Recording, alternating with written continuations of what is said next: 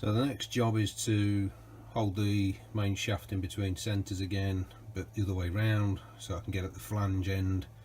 My drive dog was maximum 50mm diameter, and of course this is an Imperial unit which is 2-inch diameter, so I had to skim out the drive dog and face it up again. One job turns to another, turns to another, turns to another, but at least we didn't have to make a new dog. So the shaft is now fitted with the shaft flange, albeit pressed on, and it runs pretty true. The weld prep's done. It took a bit of a sophisticated grind.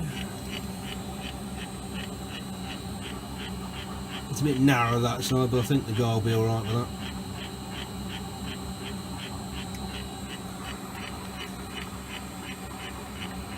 So next job's out of my hands. I'm hoping that's enough weld prep. It's 45-degree chamfer. It's back about 1/4 inch each side, and it's only a 1/2-inch plate, so there's not a lot of land it's sat on, but it's a nice tight press fit. I used a set of clamps to pull it up tight. Once it's on, I can establish that shoulder, which has got a material to come off, and then establish that shoulder material to come off, true up the faces, and hopefully that's it done. Bother boring out. It's been a long time getting here. Anyway, I fancy a bit of fishing for a break.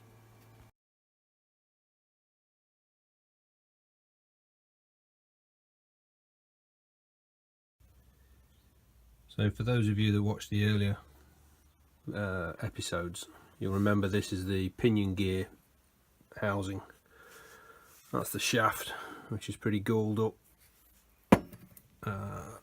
That's the pinion gear, which had been abused, but the teeth look alright. Just weighing up the options for sorting out the play. There's 18 thou of wear between the shaft and the inner races. You can see. So took some dimensions yesterday, produced my fag packet sketch, and concluded that I could probably replace the bearings, bushings, tickle up the shaft to give it a clean running surface, make an oversized key to take the slop out of the gear. Everything would be hunky-dory. And then I started pricing up the phosphor bronze for that, and there's 5 inches of length. There's actually 4 with a gap in the middle. So a 4-inch length of just over 1.5 inch diameter phosphor bronze is working out about just short of 40 quid, and most of it's going to end up in the chip pan. It just doesn't seem right. So I had a clear up and took all my scrap swarf down to the scrap yard and had a route through their phosphor bronze scrap bin, and came up with that, which is an old bushing off something. It's an odd shape, covered in crap. Quick ID check, absolute bonus. What a result. Got it back, cleaned it up, cleaned out all the crap. Bigger diameter that end. So I cursed, thinking, oh well, I'll make a new shaft. I've spent the last 20 minutes weighing it all up, and because of the larger ID in the end of that,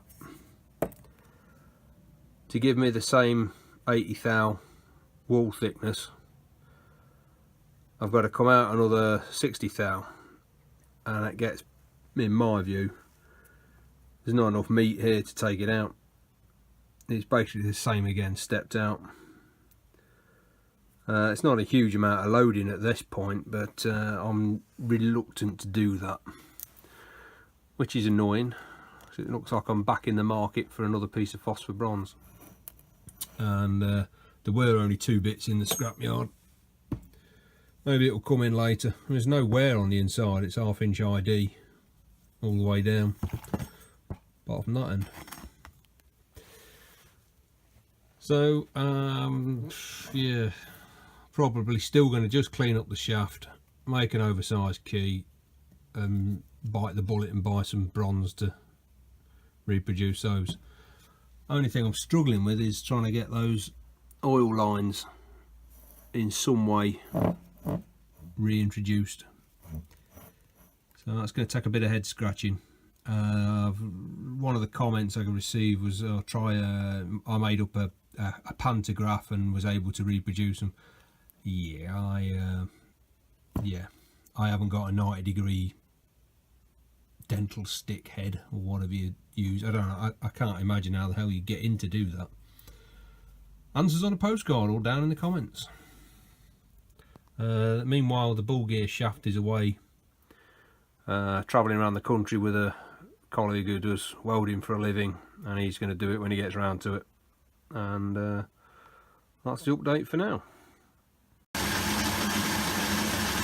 I'm just cleaning up a piece of 30mm bar, and if you take it down to 22mm diameter, the nearest thing I've got, and then drill a hole through the middle, take a piece of high-speed steel so I've got a line boring bar.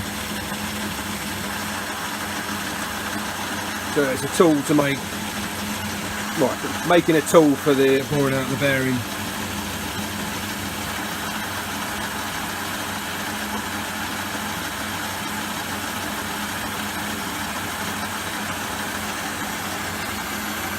Not very exciting, but at least it's cutting nicely.